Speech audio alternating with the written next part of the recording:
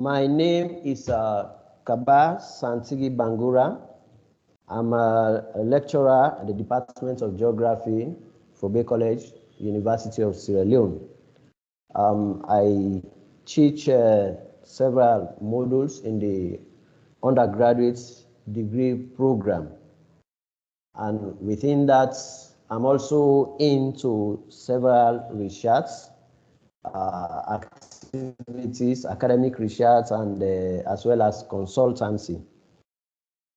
I have been in this job for the past 14 years. And it's a very good job that I enjoyed, having the opportunity to meet with young minds and mold them for the future of Sierra Leone.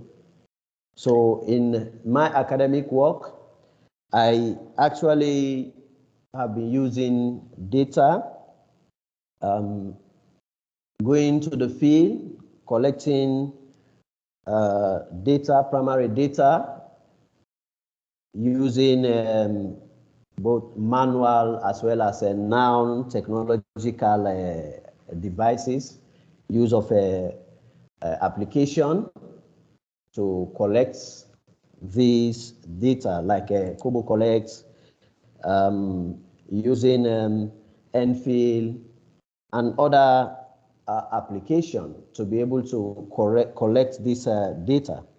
Kabba, these applications, they're ones that are on mobile phones or tablet devices. Is that correct? Yeah, they are on mobile phones, tablets. Great. Like I did in the past 3 months, a consultancy project trying to do market research, wherein we have the task to collect this data using tablets and mobile phone to see how a particular business enterprise is doing well. That's we are able to use some aspect of a GIS application, and then inputting this information, we are able to meet the various members of the population to collect the data. Great. So in your research, you're collecting data, primary data. Are you also using secondary data that somebody else has collected? For example, NGOs, companies, or government agencies? Yes, of course. Research involves both primary and secondary data. And besides, you need to have the context from the secondary data. That has to set the pace for whatever you have to collect in the field. And so in that case, we have been using secondary data even in my teaching, like I teach various development stuff to third and final year students. And to make it very much concrete, you need to use secondary data to be able to show the nature. For example, you're talking about the issue of global poverty. Talking about poverty, it makes it very much concrete. It stands out clearly when you are able to cite record data indicating the number of poor people in the world. Because some of our students coming from the rural area, when you talk about poverty, they just may be carried about that with the idea that, or the concept that poverty is just localized in the rural area or something that is just developed in the developing country.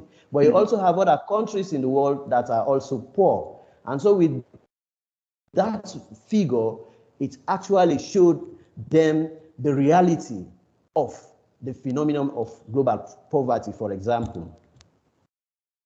Oh, okay, great. Kabba, can I just ask you, in Sierra Leone, do national government agencies and NGOs, do they use a lot of data? Are people generally aware, for example, in the press, of how important data is to the work that they do? Yes, of course. Data is very, very important because you cannot talk about development without having the right data. And that is why the government of Sierra Leone, through Statistics Sierra Leone, is an institution with a mandate to collect data. For example, in the area of population in Sierra Leone, there was a 2015 population census, and all the data that was collected there is used to prepare policies in terms of education. Now we are talking about quality education, because from that statistic, from that census, there was national data that was collected, which shows the issue of illiteracy being a very high problem, and the challenges that people have across the country. And so I believe with the new change in governance, this government of Brigadier Julius Maada Bio is using education, which was very, very poor, was very, very low in the 2015 population census. And so it serves as a kind of development blueprint to be able to bring this opportunity to the rest of Sierra Leone. So data is very, very useful. And even NGOs. Yeah. NGOs, based on the record that they get from the data collected from that census, you have different NGOs operating in Sierra Leone to sort of intervene in those areas that are very much appalling. So data is very, very important. Great. Brigadier Maada Bio is the current president. Yes. That's who you're referring to. Wonderful. Yes, thank you. Yes. Do you have access to the data sets that you're talking about? For example, the census data. Can anyone access that, or is it only what's reported in the press? No, yes, the census data is there, is online for Sierra Leone.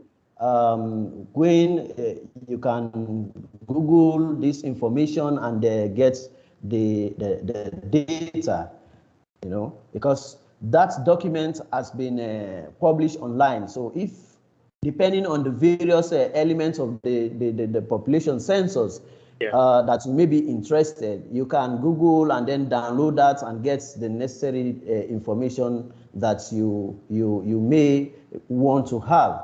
And even in my lectures, like I teach rural development, economic geography, and those rural and sustainable developments.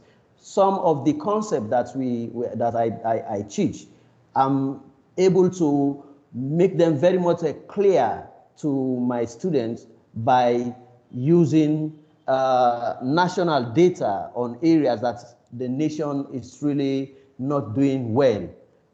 So yes, of course, this data is there, and even without going to, accessing it online, you can also get this from various development partners in the country. That's, they have a website that you can also get areas in terms of environmental, economic, political, and so on and so forth. Okay, wonderful. Is there anything else that you would like to say about data in relation to development in Sierra Leone that we haven't discussed already? Of course, the issue of availability of data, I think this aspect is more or less, there is looking at the levels of education in Sierra Leone. You find out that mostly those people who can access data is at a higher educational level. But what about those in the secondary school? I think there needs to be more opportunity open up to ensure that all those in academia, in the various levels of education, have access to national data. And the problem there is we have so many, even within the higher level, we have so many challenges in terms of having internet connectivity, in terms of the challenge of having electricity, and even being able to utilize this data. Some people can have the data, but even having to able to manipulate that data so that it becomes something of academic substance. That is also another issue. So what I'm saying, there is need for, even at higher level, for more education, for more skills development to be able to access this data and utilize it towards national development. That's brilliant, Kabba. I really appreciate you taking the time to discuss the issue of data with me, and I think you've given some really excellent examples of not only the work that you're doing, but the issues that you consider important in Sierra Leone. So thank you very much for that. You're welcome. Thank you.